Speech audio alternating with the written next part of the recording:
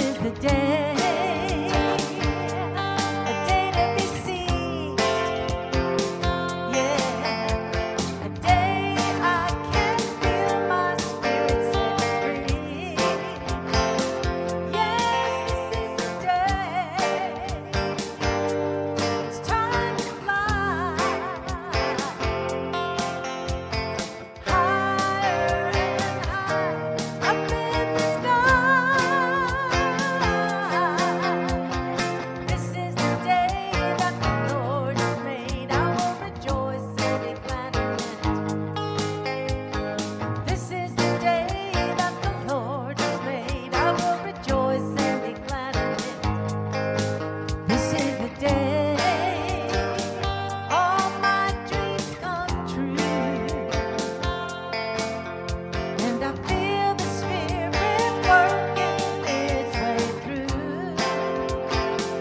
Yes, this is the day. It's time to fly higher and higher up in the sky. This is the day that the Lord has made. I will rejoice and be glad in it. This is the day that the Lord has made. I will rejoice and be glad in it. This is the day, a day to be seized, yeah. A day that I can feel my spirit set free. Yes, this is the day. It's time to fly higher and higher up in the sky. This is the day that the Lord has made. I will rejoice and be glad in it. This is the day that the Lord has made. I will rejoice and be glad in it. All right. Thank you, Bradfords. Welcome to West Valley Center for Spiritual Living. And I want to just welcome you on this wonderful, beautiful Valentine's Day morning. So welcome, everybody. And if you've noticed, and I'm not sure if people online have noticed or not, but Reverend Karen is back. So we want to definitely welcome her. I'm extremely happy that she's back. And I know you are too. So we are all welcoming. So we come together every Sunday to remember our truth, that we're whole, perfect, and complete just the way we are, that we are here to express our lives and experience lives and just remember the truth, that we are that expression of God. So I have a lot of announcements. I'm going to quickly go through these. So we've got some great slideshows up there. We've got a slideshow of the men's group, pictures of us when we went on the escape room. We didn't escape, by the way. We did not escape, but we're going back. We're going back. But I think we need, yeah, I was going to say we need Rod. That's why we didn't escape. Rod wasn't there. So, all right. So the first is I want to remind everybody we have the business meeting coming up on the March 6th, that first Sunday. So please join us and plan to be here for our business meeting. We need a quorum so we can vote. We have new people that are going to be joining the board, so we need your vote to vote them in. Again, it's Valentine's Day, and the thing about Valentine's Day, it's not just a loving romantic love. You know, it's really recognizing the love in everything, right? And you know, my dog has shown me so much love. It's just like I have a whole new level of love now because of my dog.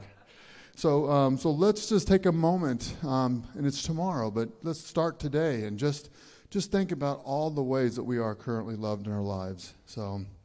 Another quick announcement is I want to plant the seed for all you men out there, and we want to invite more. We are having our men's retreat this year. We're going to have it April the 1st and 2nd.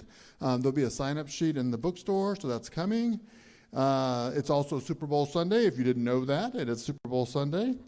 And then a couple other quick announcements with Gourmets for God. So we had a Gourmets for God last night. And every time, so this time we had the Mexican extravaganza. We had really good Mexican food and margaritas. It was fantastic. And I just want to tell you, Julie, every time that I participate in one, I think of you and I just bless you and thank you because it's just so wonderful when we come together as a community and over dinner and just have a really good time. So I'm planting the seed for all of you people for next year. We need you to participate because it is a lot of fun. Also, Tracy wants me to announce to you that she has been cooking all night long for her Gourmets for God. Even though she's cooking all night long, she still made it in for service. So she has her soup, and it's made with lots and lots of love, and that's available here to pick up it's in the refrigerator. So if you have ordered soup, please come in and get it, and it's going to be ready for you. And then the last exciting news that I want to share with you is on April the 28th, we will be painting the inside of this building. So it's going to be very, very, not the inside of the building, just the Papke Hall, I'm sorry, the sanctuary here. Very, very, very exciting. So two things about that. One is that we're going to need some help after service to take down all the art and everything so they can paint, and then we'll need help putting it back up. So if you're interested in helping out, it should only take a couple of hours after Sunday service. Please let me know. It's going to be really exciting. If you help us take down the art and put it back up, you'll get to see what the colors are going to be. But if you don't help us, you have to wait until the next Sunday to see the colors. So you get to decide. It's April the 28th is when we're painting, but we're going to need the help on April the 27th. That's my birthday. What a perfect day. Oh, yes. It is perfect. Yeah. Oh, and before I forget, the Papke Hall is open again. So we have Julie made a fresh, beautiful chocolate cake, and there's all kinds of chocolate goodies in there. So I know the Super Bowl's coming on, but you can come in and have a few pieces of chocolate and fellowship. And John really wants to say something. February 27th.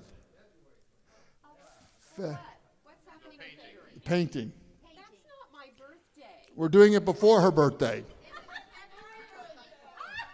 It's February the 27th. Sorry. You said April. I did? Yes, you did. I'm sorry. I don't know where I got the April from. We're doing it before Karen's birthday. You're doing it very soon. Yes, it's very soon. I apologize. It is February the 27th. Yes, it's at the end of the month. So thank you, John, for correcting me and keeping me straight. All right, so again, all these announcements, and I apologize, I'm just really excited about Reverend Karen being here and just all of us being together. So let's say our vision statement together so we can get this service started. All right, we are a loving, joy-filled community as we learn and live the science of mind principles. And so it is. So now if you could just sit back, open up your hearts and minds, rest into this beautiful space as you listen to the Bradford's beautiful music and open your hearts up for Reverend Karen's beautiful message. Thank you.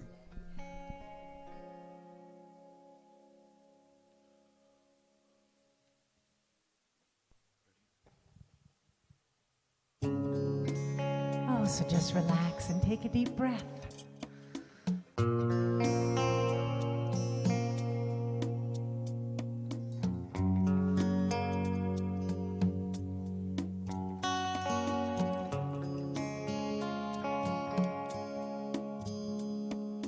I will make a quiet place within my heart. I will wait upon the Lord, wait upon the Lord. Be still, my soul, be still. Be still, my soul, be still. Be still and know.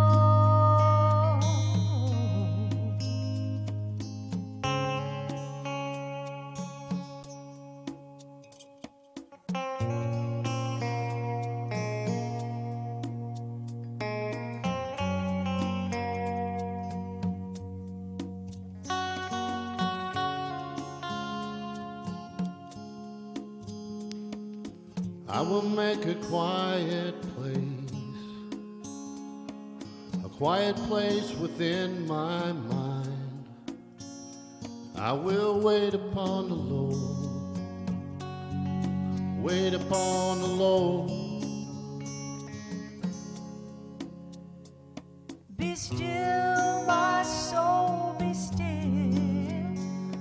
Be still, my soul, be still. Be still and know I will make a quiet place within my life, and I will wait upon the Lord. Wait upon the Lord. I will make a quiet place.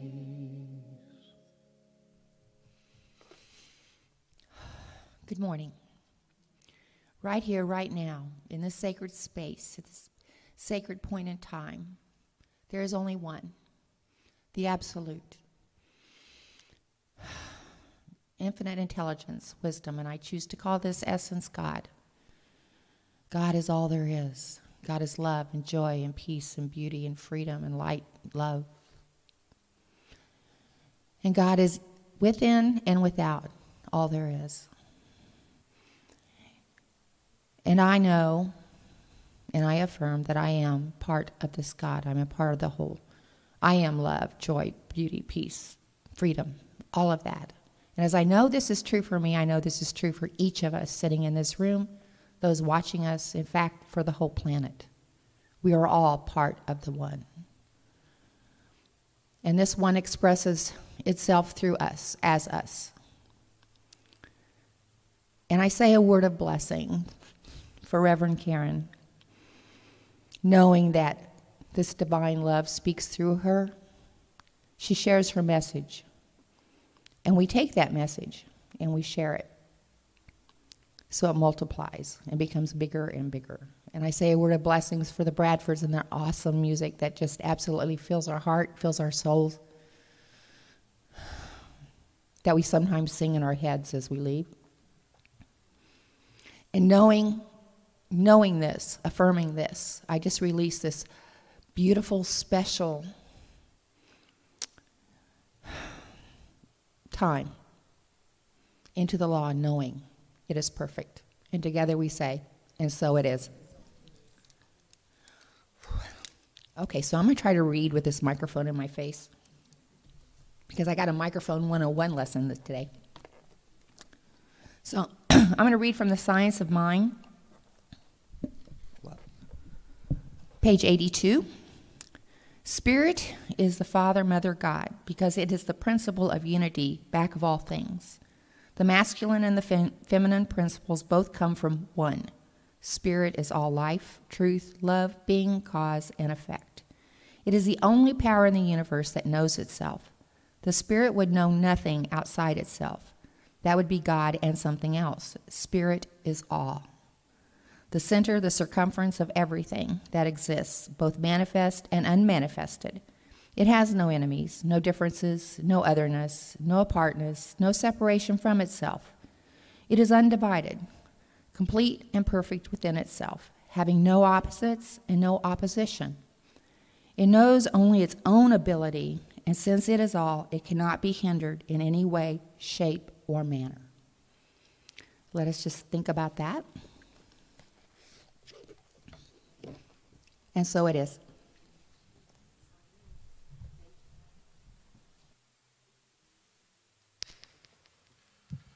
No announcement or anything? This song is a fantastic love song. It's my favorite. But you could also think about it as the revelation that love is it. I mean, just sharing love with everybody and how it's good for humanity.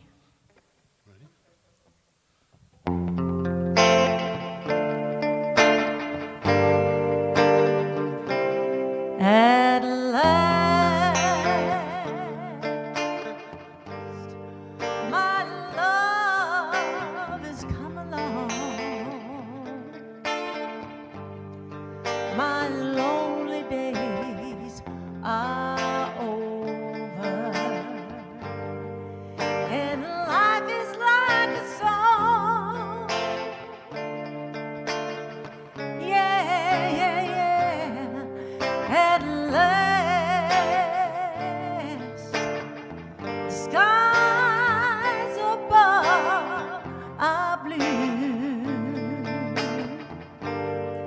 my heart was wrapped up in clover.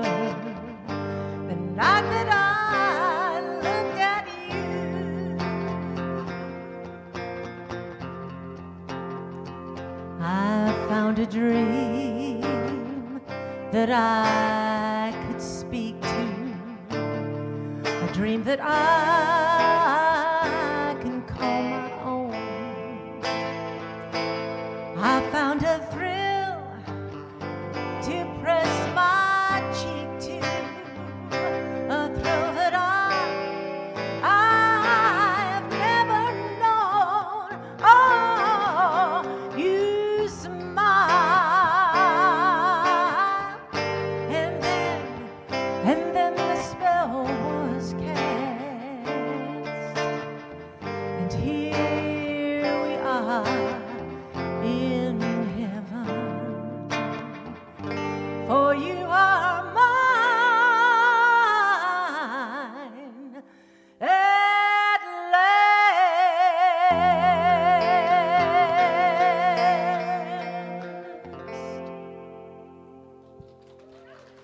Thank you. Good morning. Good morning. Thank you, Bradfords. So thanks a lot, Kathy Bradford, because that was the last song we ever danced to, and you were singing it. So rugged start here, but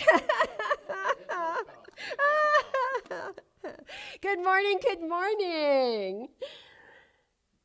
Well, thank you. You know, if I was sitting down there, I would totally want to do that. I like the big view. Good morning. Oh, you are so beautiful. It's so good to see you. I am deeply emotionally charged with joy today and with love, because it is the season of, it's Valentine's Day. Tomorrow? Is it tomorrow? So we have this way that in our culture we celebrate love, and we often talk about romantic love, but I like to talk on Valentine's Day about the kind of love you just read about and the kind of love that you just sang in such a way that we could realize it's bigger than that special someone in your life, that it's. Boy, do I got a lot to say about that today. Somebody should put the clock on and don't let me go longer than about 90 minutes, because your butt will get real sore. You missed me. You know you missed me. The last Sunday that I was here was December 5th. My life has been quite a journey since around Thanksgiving, and the month, I have to be honest, the whole month of December is a blur to me. January, a little bit better, not a lot. When I was here speaking on December the 5th, it was the first Sunday in November, and I like to kick the month off with giving us an idea of how we want to manage moving ourselves through the holidays. And so, in fact, you were wearing that necklace, I think, only wasn't blinking hearts, probably. It was a Christmas one. Thank you, Phyllis. So I like to remind us that we're in choice, that there's always cultural things, but we get to choose how we attach meaning to it and what our expectations are around it. And that is true of all of life. So on that day, I gave a talk. I didn't know at the time it would be such a prophetic gift for me to for that to be the last talk I would give for several weeks. But the title of that talk was Propelled by Love. Anybody remember that talk? Oh, if you don't remember that talk, you need to go watch that one again. I like that we archive because that talk boosted me and gave me love as a propellant to move through some difficult stuff. And I am here today on another occasion where I am talking about love as being that which propels us, even when we think we can't move ahead or we're going through a difficult time. The title of my message this morning is The Greatest Energy in the Universe. the greatest energy in the universe. So we talk about love as being the greatest force in the universe. This quote comes from my favorite theologian and philosopher and metaphysician, Dr. Ernest Holmes. Dr. Ernest Holmes said in the book Essential Earnest, "Love looses the greatest energy in the universe, the greatest spiritual energy." So we wouldn't say it looses anymore. He started writing in 1919, so there was a different languaging, a different use of language. Today we would look at it in the way that love loosens. Love opens and activates somehow this movement of love. So I'm really enchanted with that very idea that love is the very essence of life that gets things moving, including us. It is the way we can be propelled by love through all the encounters we experience in our life.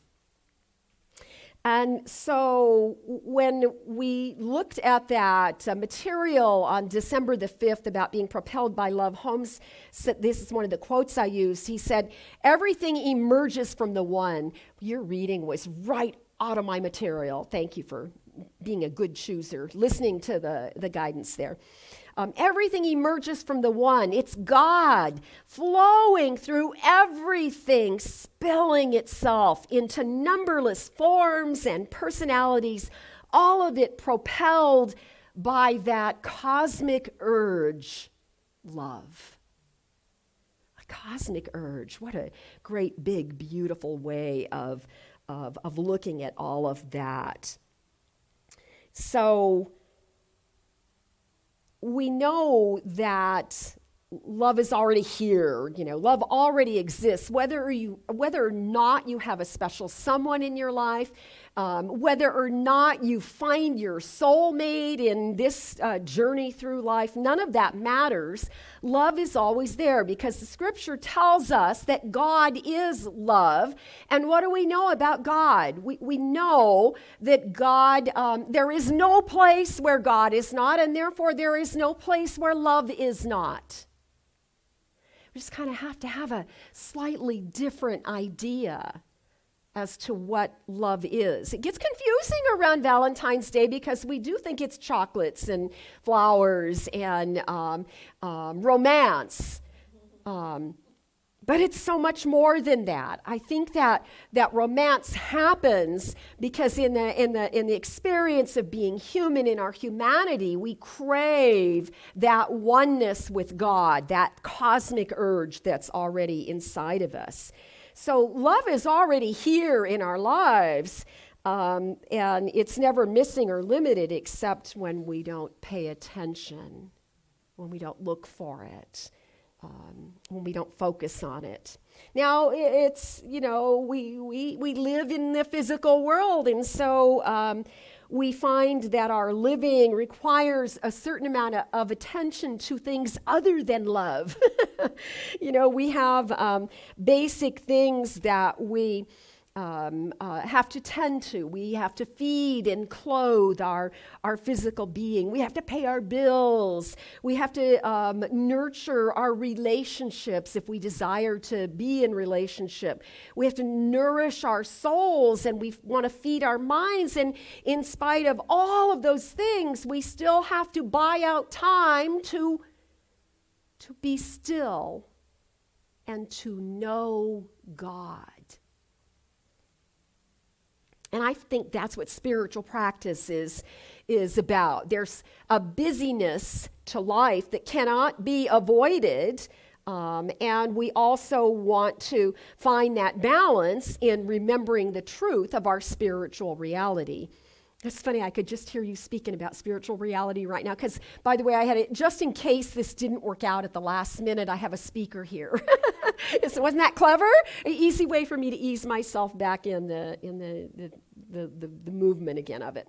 So it's a little bit tricky to see love, to understand the presence of love is, and the infiniteness of the presence of love in the context of doing the daily, day-to-day, moment-to-moment stuff that we just have to do because we're privileged to be humans. So our response to that is often that we begin to feel the absence of something, but we don't know what it is. It's like there's a hole and you can't quite get yourself filled up with something, with that cosmic urge Holmes was talking about. And that's where we catch ourselves, if we pay attention, we catch ourselves trying to fill up with other things, with people, maybe we don't like to be alone, with sounds, music and TV, or food, or shopping, or whatever your choice of addiction may be. There are ways that we sort of look for things to hang on to so that we don't feel that emptiness. But the problem with that is that we're always looking out there somewhere. And the reality about love and the presence is that it's here. It's not here. You can't not be alive without being the presence of God, the presence of love. So when you feel like something's missing, it's a call to love. It's a call to wake up and get back to that place, to take time to stop and breathe and recognize that there's other things that are getting you clogged up. That there's this this constant way that, how do I like to say it? There's a really cool way I like to say it that I can't think of right now. But it's not stuff. It's not in accumulating more stuff, and not even the perfect partner. It's not even that. It's so much bigger than all of that. And the funny thing is that because we feel like something's missing, we hang on to whatever we've got, or we cling to ideas about how to solve the problems, or we get ourselves really attached to what we think is trying to make us feel good. And ironically, it is the exact opposite of what this message is about this morning. Dr. Holmes said that love looses the energy. Right? It's not clinging or grasping. We have to do the opposite. Quit trying to hang on to things so tightly, to anything in the outer realm, and stop trying to control all the events in our lives or in the world. There's something in that place of resting and being still and sort of letting go and paying attention. So I see personally how much I benefit in my life from spiritual practice. I want to say to you, I didn't use spiritual practice in my grieving process. My spiritual practice used the way I've expanded my consciousness through the years from my dedication to spiritual practice, so that I knew I would be okay. But meanwhile, I was really not happy, and I felt pretty broken, and I didn't ever feel like I could ever come back and do this again or anything again. So when you go through a traumatic event,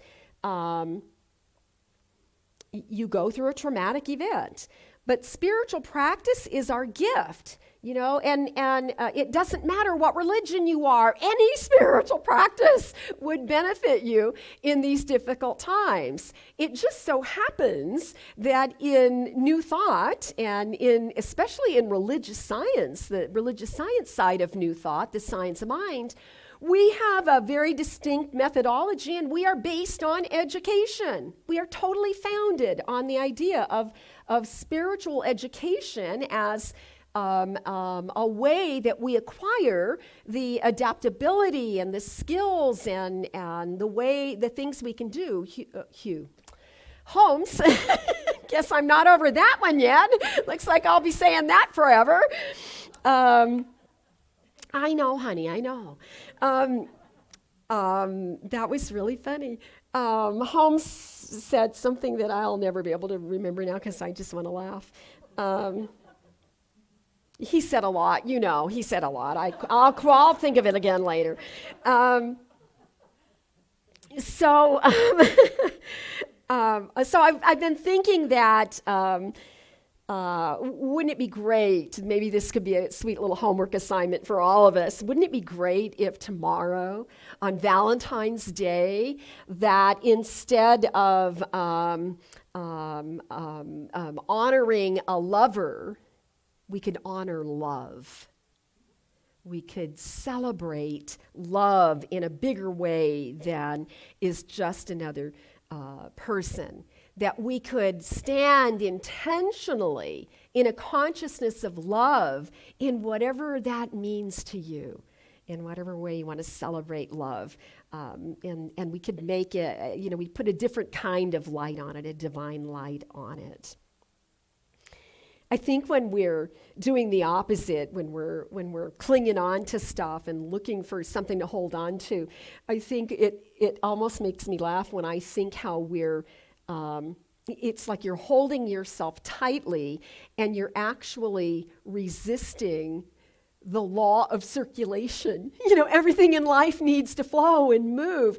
But when we're hanging on tightly to anything, whether it's where did I put my glasses or my car keys or gosh, what do I have to do tomorrow? Or, ooh, I have to make that phone call. Whatever it is that you're holding tightly, just notice where you feel that in your body. Notice where you feel, because you'll have a place. We all have some people get it and feel it in their neck, and some people clench their fists, and most of us shallow breathe when we're hanging on to something or worried about something. I notice if I take a walk to pick up the mail at the end of the street, if I go down to the mailbox, sometimes that's the only time I get out of the house, and I'll see how much tension I can feel in my body, and then I'll just move it. Do it right now. Move your shoulders and shake out your hands. And then just notice. Ooh, now you can kind of feel the circulation in your body again. And it feels good. And you can, even if you don't do that physically, you can use that as an image in your mind. Like, wait a minute, am I holding on to something? And get things flowing again. Get things moving so you're not hanging on. We are loosening the greatest energy in the universe when we do that. And that's a really good thing to do. One of the great ideas I had in January was that I really had to have an annual pass at the zoo. So I drove out to the west, the little animal park, the small zoo out in the west side, and I bought my annual pass. I thought, well, I only have to go 3 times to get my money's worth out of it, and I've already done that. And I am going to the zoo as a little retreat. It gets me out of the house. I don't have to talk to another soul. I can commune with the animals.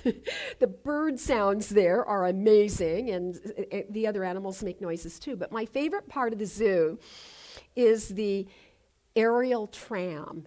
Now, it's an older zoo. In fact, the founder just passed in January. And the zoo will go on.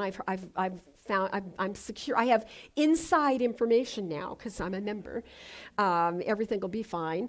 And my favorite part is, and I do it almost every day I've gone, I ride the aerial tram. Now, it's old and it's a little rickety, and I don't really like heights, but it doesn't go that high, so it's sort of like a ski lift. I've never skied or anything, but it looks like that. It's like it's moving, and you have to jump in. So even as I'm walking to pay the guy my $6 for the privilege of riding the tram, I start getting nervous, like, okay, you can do this. You really know you want to do this. You can, And so then he says, you give him your money, and then he goes, okay, now when I tell you, go stand on those footprints, and so it has feet. You have to stand right where the feet are. And then he goes, I'm going to count to 3, and when I say 3, you just sit down. Just sit when I say 3. And every time he's done that to me, I look at him and go, I don't think I can trust you. I'm going to have to peek. And I do, so he goes 1, 2, and I peek, and he says 3, and then I sit, and then it immediately starts lifting. And so, you kind of plop in it so it's swinging and moving while it's lifting, and then he puts the bar over your head, and I grab the bar. Right? And I'm one of those people that I'm hanging on to that bar, and then it's lifting, and it doesn't really go that high, which is kind of cool. Because who's done it? Has anybody ridden that aerial tram there? It's so great. It takes you just above the animals and right down the center of the zoo where you couldn't walk by foot, and you see the animals from above in their little compounds. And I see things that I'd never get to see the kangaroos if it was left up to my legs, And I saw a baby. They said there was a baby wallaby, and I saw the wallaby in the pouch of the mom because you're not that far above them. And so it's a really interesting experience. But as I'm getting comfortable, as it's racing and I'm hanging onto the bar and I start to get comfortable, I relax. I don't have to tell myself to. I think I just start getting absorbed in oh, look at that. And oh, look at it. And it's just so beautiful right now. And there's trees you go through. And the fear begins to slip away. And the next thing you know, I got my hands I'm leaning on the seat, and I'm, rocking the thing, and it's a whole different experience. So as I was writing the message this morning, I was thinking that it's a way that we, and this is a good lesson in a bigger way.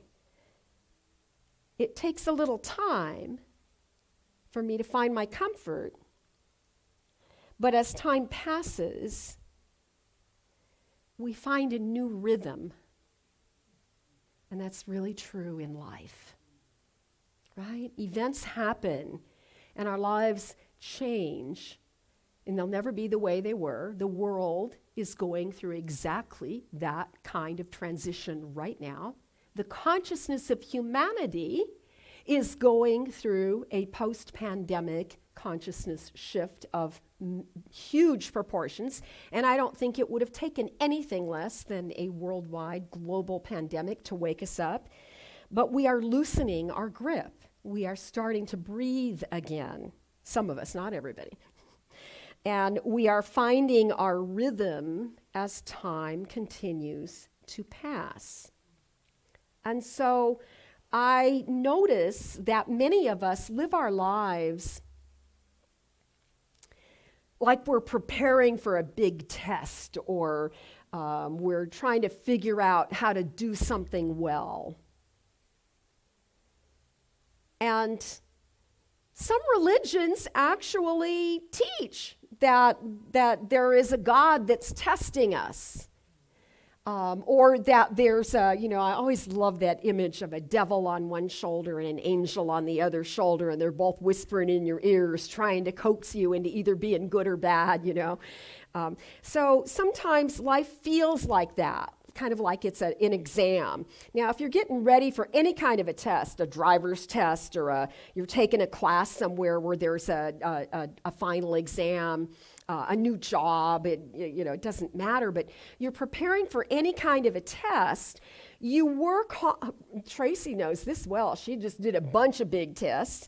You work very hard to hang on to every tiny piece of information you may need. You hang on to that. And then when the test is over, right? You can finally breathe again.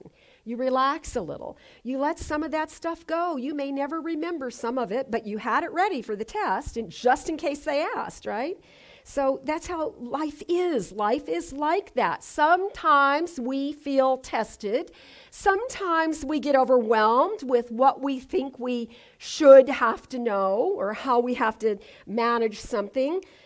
We may feel like we have to come up with the right answers, or say the clever answer in conversation with someone, or that we have to respond to a situation as if there were a proper way.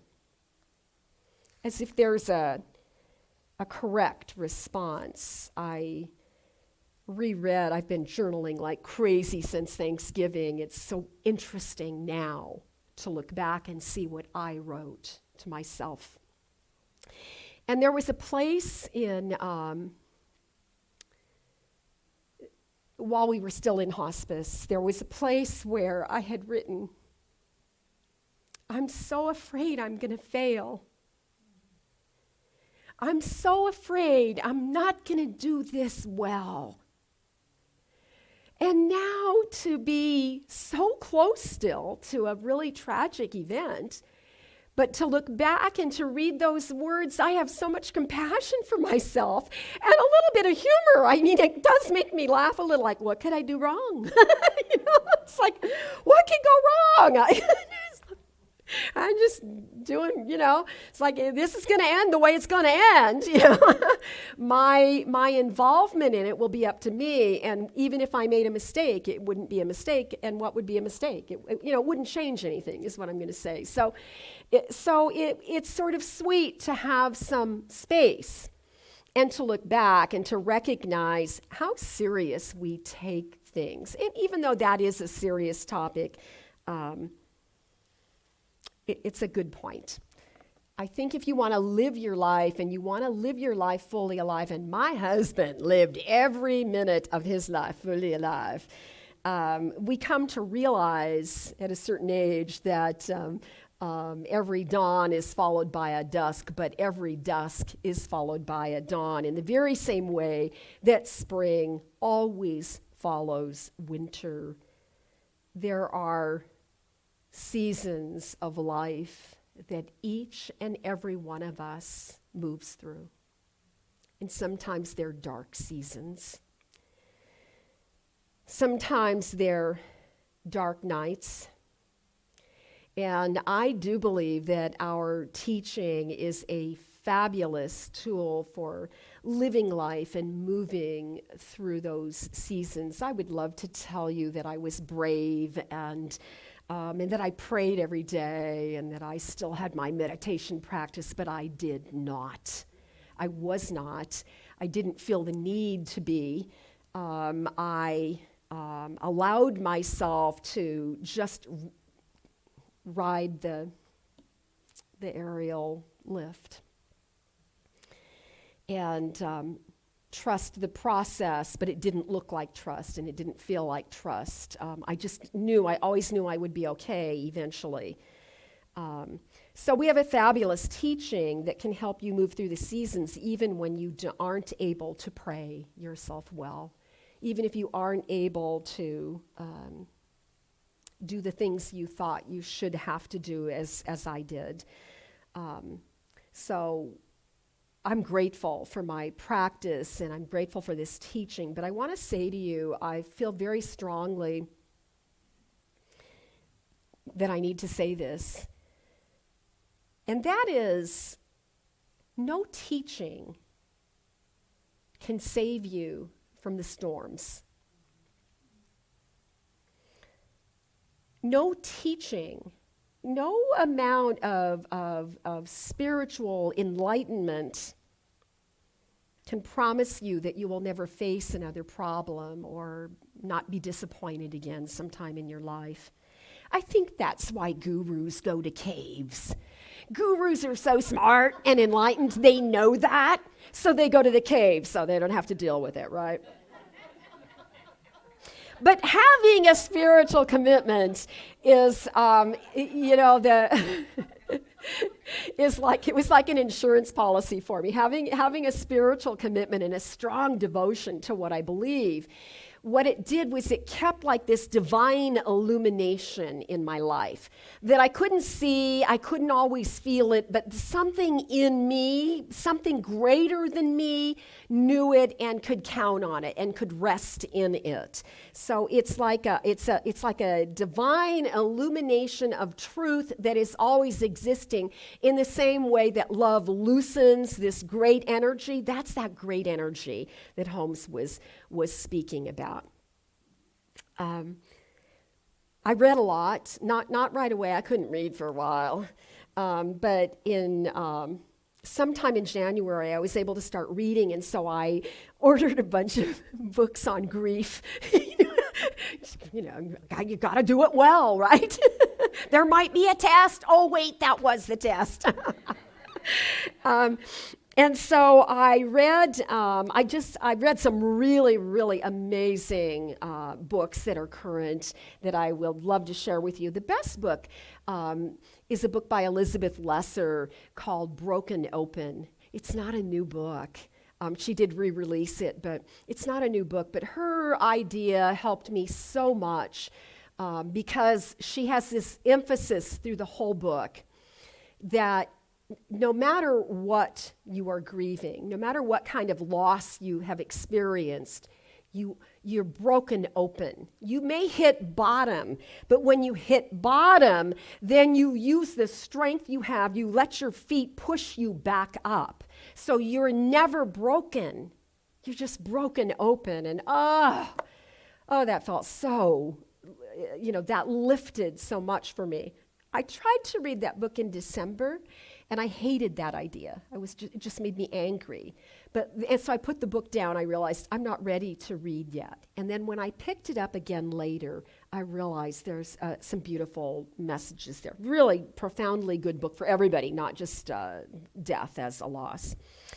I also read in another fabulous book, Sheryl, what's her name? Sandberg, the COO of Facebook. I think Sheryl, somebody. Anyhow, she lost her husband, and that was also a comforting book for me to read. And in that book, she talked about a study that was done at the University of North Carolina, and a group of psychologists were doing research. And they were looking at, I meant to get the date of this study, and I forgot to do that for you. I know, you don't even really care. I don't know, why do I worry about stuff like that? I care. A group of researchers were looking at PTSD, post-traumatic stress and post-traumatic stress disorder. So you start with the stress. After a traumatic event, you have the stress, and some people get stuck in the depression, and then it becomes a diagnosis that they call the disorder. And for years, they believed that there were two things that happened. When people go through a traumatic event, they either find that they're resilient and they bounce back, or they get stuck in PTS or PTSD. What the researchers uncovered was a third idea, that there's a third thing that happens to a lot of people. In fact, more than half the people that were involved in this research were able to articulate the way in which they had grown and learned positive things because of the traumatic event. And they gave it a name, and they call it post-traumatic growth. Isn't that wonderful? We talk all the time about PTSD, and you get it now. You get it free for any kind of little event you go through, and because it's in the DSM book and all of that. But post-traumatic growth is a far larger population of people as compared to those who get stuck in the depression. And for me to hear that, to read that, oh my goodness, that's so important to me, because as a minister, that validates what I believe so wholeheartedly, that we are so beautifully made. We are so incredibly, miraculously created in the image and likeness of that which is eternal, that we are equipped for whatever it is we have to go through, because we don't do it alone.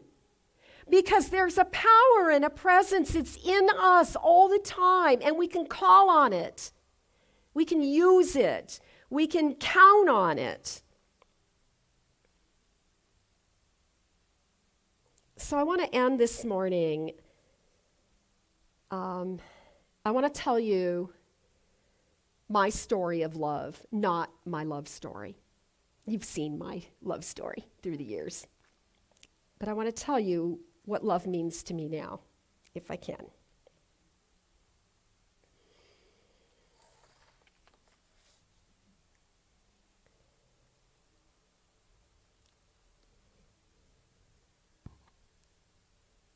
I wish you could do this for me right now. But this is why I wanted to speak today, so I have to tell you this. In the beginning,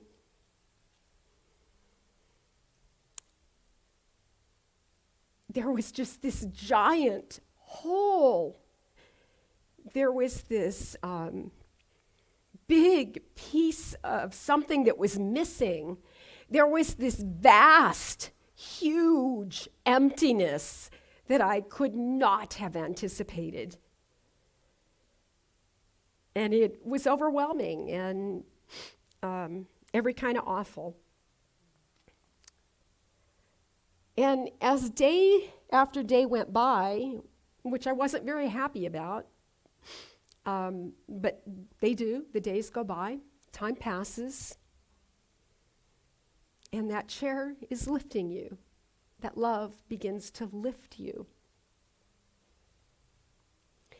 And I can't quite explain it. I was hoping if I tried to do it today, maybe I'll find the right words. But I began to see that that big hole, that vast emptiness that I felt, I mean, that's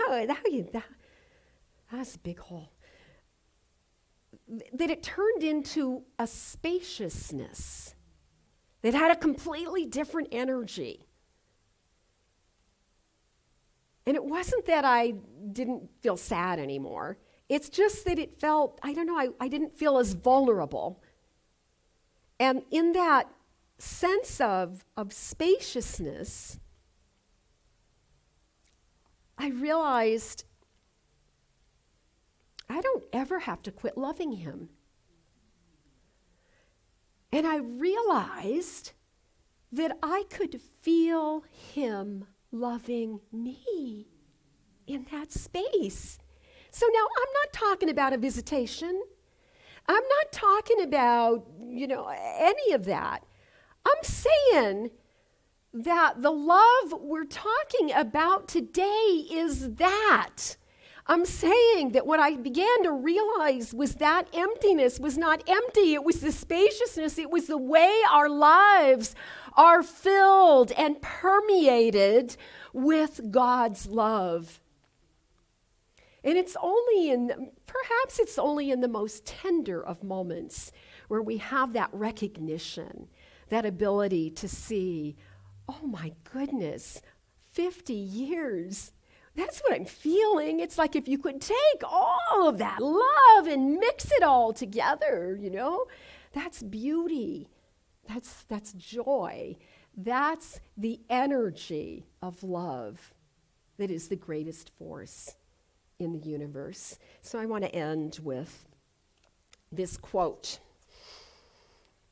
This is a really good quote. It goes perfect with this message. I'm reading from Creative Mind and Success, written in 1919. It was the second book Dr. Holmes ever published. And he's talking about what to do if you want to understand love.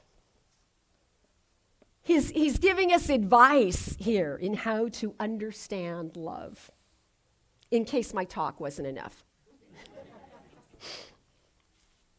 The thing to do is to not try to unify with people, but unify with the principle of life. See the difference? People, my husband, people, or life principle, which is way bigger. Listen to this will blow your mind. Unify with the principle of life, that principle that's behind all people and things. This is working from the center and not the circumference, right out of your reading.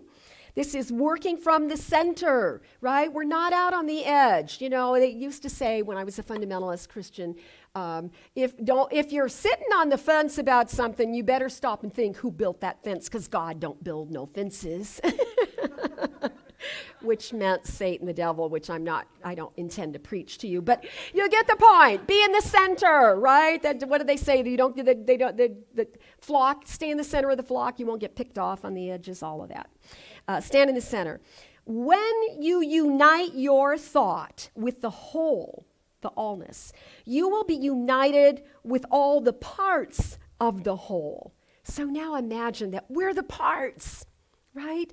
The stuff we love, my books, you know, all of these are parts of the whole. Your favorite food, it's all parts of the whole. It's part of the way we experience goodness and beauty and joy and satisfaction and everything.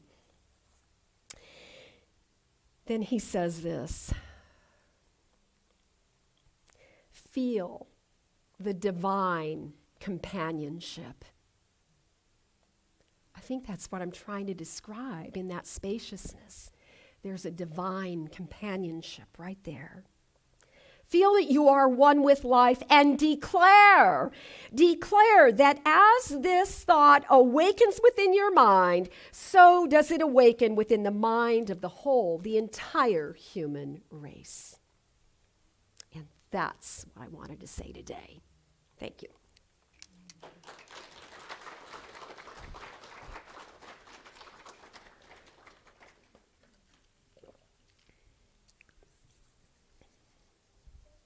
Now I'm going to try.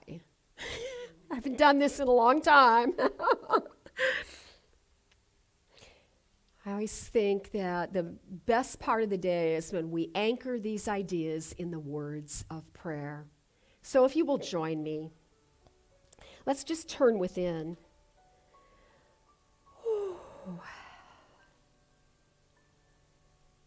And feel the love of God. Just feel the love of God moving in the spaciousness of this sanctuary. And feel that love at the very center of your being.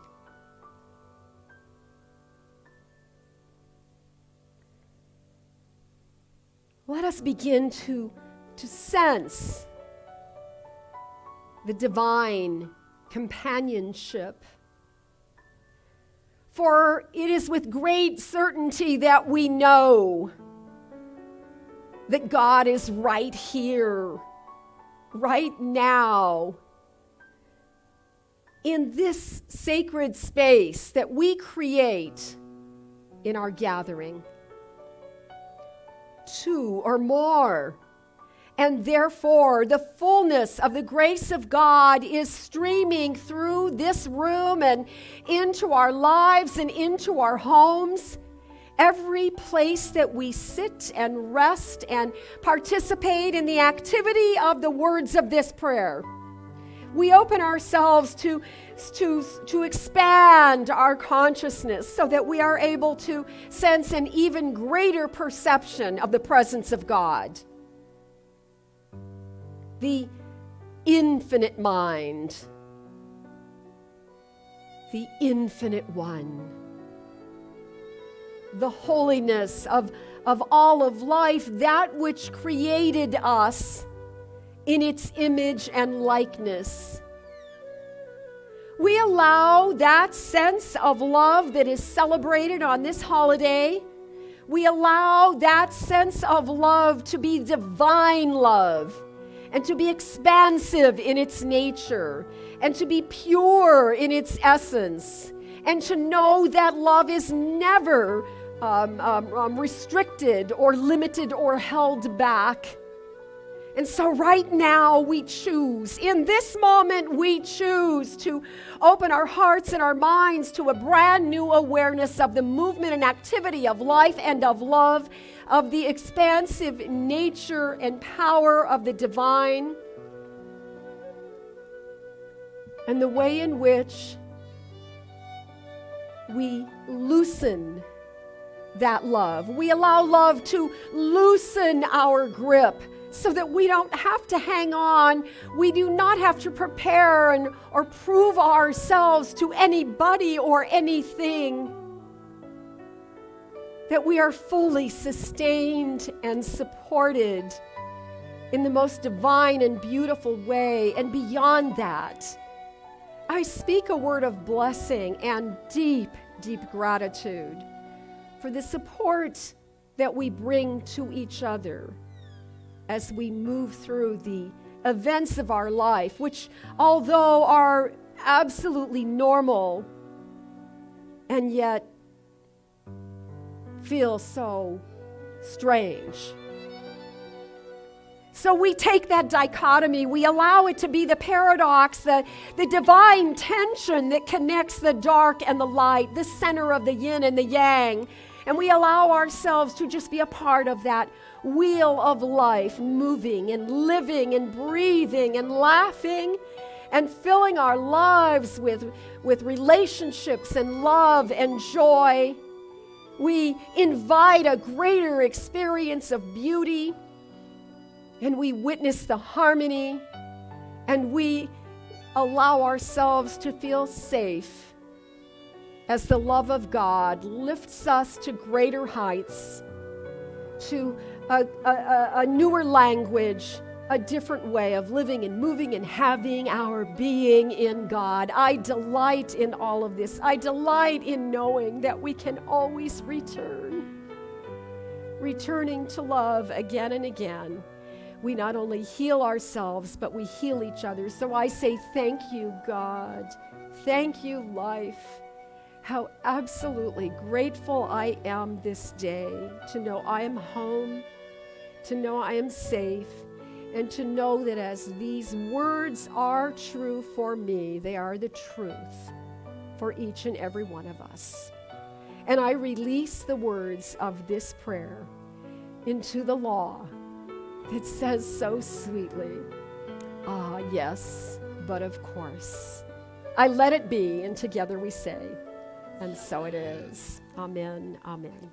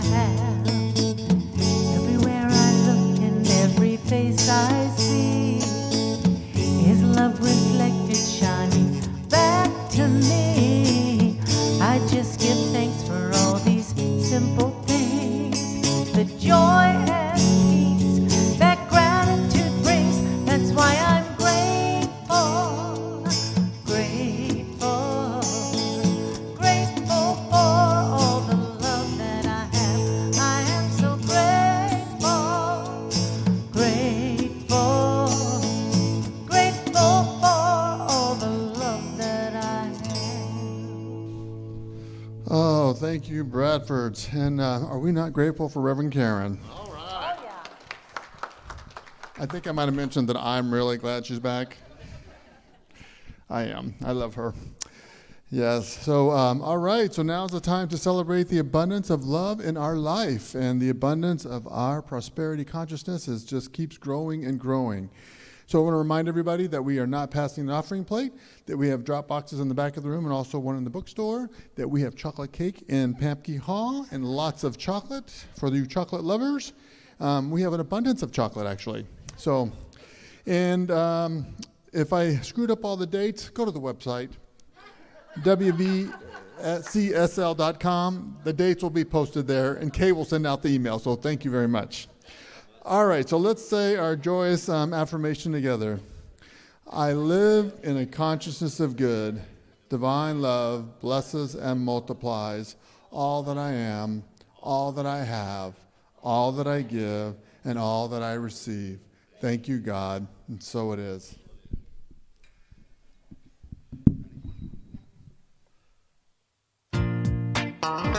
Please stand for our last song.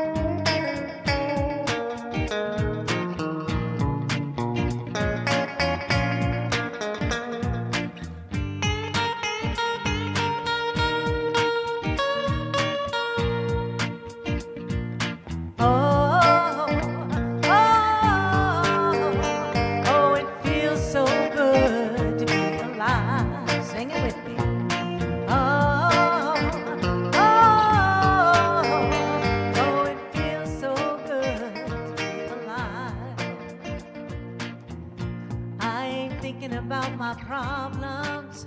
I'm living now. I'm living now.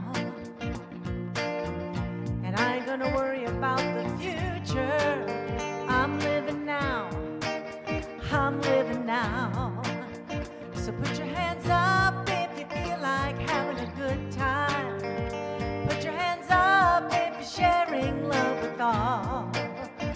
Raise your cup if you're hopeful for tomorrow. Put your hands up if you're ready to have some fun.